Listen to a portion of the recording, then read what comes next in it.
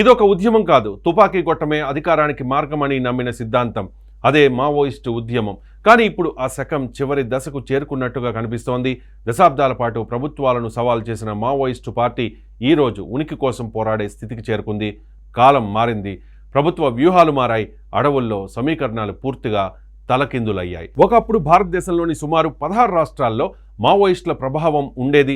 దండకారణ్యం అడవిలో ఒక ఆకు కదిలిన వారి అనుమతి అవసరమన్న భయం ఉండేది. పోలీసులే కాదు, ప్రజాప్రతినిధులు కూడా ఆ ప్రాంతాల్లో అడుగు పెట్టాలంటే వణికిపోయే పరిస్థితి. గ్రామాల్లో ప్రజా కోర్టులు, పన్నుల వసూళ్లు, శిక్షలు ఇవన్నీ మావోయిస్టుల సమాంతర ప్రభుత్వ లక్షణాలే. ఈ తుపాకీతోనే రాజ్యాధికారం సాధ్యమని నమ్మిన ఆ సిద్ధాంతం దశాబ్దాల పాటు భారతదేశ భద్రతా వ్యవస్థకు పెద్ద సవాల్ను విసిరింది. కానీ ఇప్పుడు పరిస్థితి పూర్తిగా మారిపోయింది. కేంద్ర ప్రభుత్వం స్పష్టమైన లక్ష్యంతో ముందుకు వచ్చింది. మావోయిస్టు సమస్యకు తుది పరిష్కారం కావాలన్న సంకల్పంతో ఒక డెడ్ లైన్ కూడా విధించింది. మార్చి 31, 2026.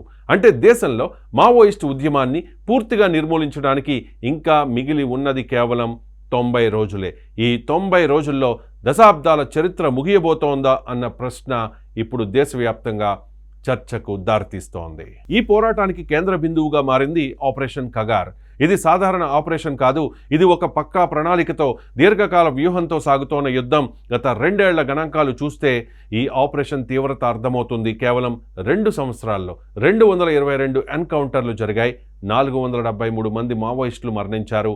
తుపాకీకి భయపడి లేదంటే సాధారణ జీవితం కావాలన్న ఆశతో 2354 మంది మావోయిస్టులు లొంగిపోయారు. మరో 1813 మంది అరెస్ట్ అయ్యారు.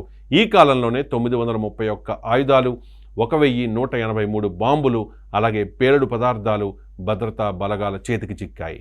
ఈ పోరాటం ఒకవైపు విజయాలను తెచ్చినప్పటికీ మరోవైపు త్యాగాలను కూడా కోరుకుంది. 41 మంది భద్రతా బలగాల జవాన్లు ఈ పోరాటంలో వీరమరణం పొందారు. మావోయిస్టుల దాడుల్లో 117 మంది పౌరులు కూడా ప్రాణాలు కోల్పోయారు.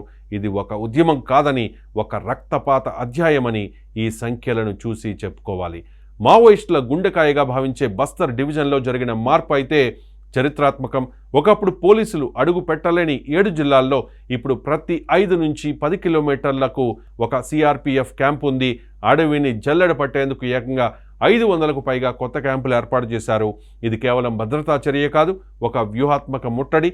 మావోయిస్టులకు ఆశ్రయం ఇచ్చిన అడవులే ఇప్పుడు వారి కదలికలను కట్టడి చేస్తూ ఉన్నాయి.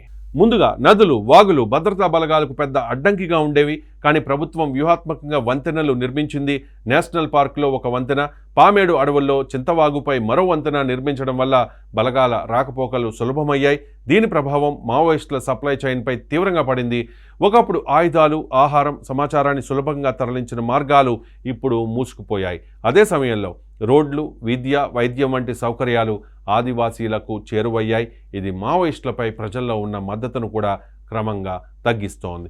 ఏ ఉద్యమానికైనా నాయకత్వమే ప్రాణం. కానీ ఇప్పుడు మావోయిస్టు పార్టీ పరిస్థితి తలలేని మొండల్లా మారింది. పార్టీ ప్రారంభ దశలో కేంద్ర కమిటీలో 41 మంది సభ్యులుండేవారు. కానీ ఆపరేషన్ కగార్ ప్రభావంతో 11 మంది కీలక నేతలు మృతి చెందారు, మరికొందరు లొంగిపోయారు. Party general secretary Basavaraju, Chalapathi, Vivek, Gautam, Gajarla Ravi వంటి అగ్రనేతలు ఇప్పటికే తుడిచిపెట్టుకుపోయారు.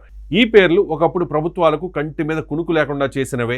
కానీ ఇప్పుడు అవి చరిత్ర పుటల్లోకి వెళ్ళిపోయాయి. ప్రస్తుతం మావోయిస్టు పార్టీ అగ్రనాయకత్వంలో మిగిలింది కేవలం 3. తిప్పిరి తిరుపతి అలియాస్ దేవ్జీ, ముప్పాళ్ల లక్ష్మణరావు అలియాస్ గణపతి, జార్ఖండ్కు చెందిన మిసిర్ బెస్రా అలియాస్ భాస్కర్. గణపతి ఇప్పటికే క్రియాశీల రాజకీయాల నుంచి తప్పుకున్నట్టుగా కనిపిస్తోంది.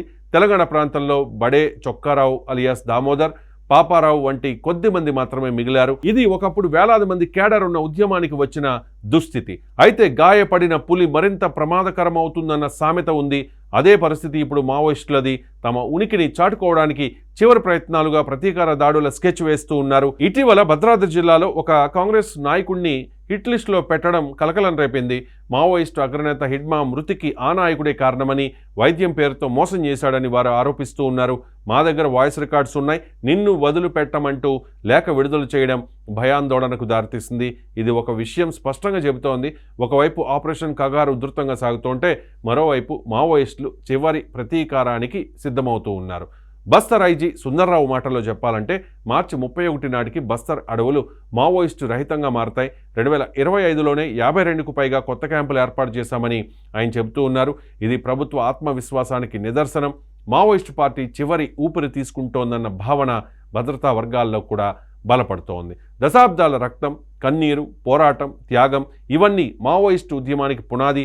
అదే సమయంలో వేలాది కుటుంబాలకు ఇది బాధ, భయం, అంధకారాన్ని కూడా మిగిల్చింది. ఇప్పుడు ఆ అధ్యాయానికి ముగింపు దగ్గర పడుతోందా అన్న ప్రశ్న దేశం ముందు నిలిచింది. 2026 మార్చి 31 తర్వాత దండకారణ్యంలో తుపాకీ మోత ఆగిపోతుందా? అడవుల్లో శాంతి పవనాలు వేస్తాయా? అభివృద్ధి, విద్య, వైద్యం నిజంగా అక్కడి ప్రజల జీవితాలను మార్చగలవా అన్న ప్రశ్నలు ఉత్కంఠ రేపుతూ ఉన్నాయి. ఏది ఏమైనా ఒక శకం ముగియబోతోంది అన్నది మాత్రం స్పష్టంగా అర్థమవుతోంది. మావోయిస్టు ఉద్యమం భారతదేశ చరిత్రలో ఒక గట్టి ముద్ర వేసింది. ఆ ముద్ర రక్తంతో, భయంతో, తిరుగుబాటుతో నిండింది. ఇప్పుడు చరిత్ర మరో మలుపు తిరుగుతోంది. ఈ మలుపు శాంతి వైపు తీసుకెడుతుందా, లేదంటే కొత్త సవాళ్లను తెస్తుందా అన్నది కాలమే చెప్పాలి.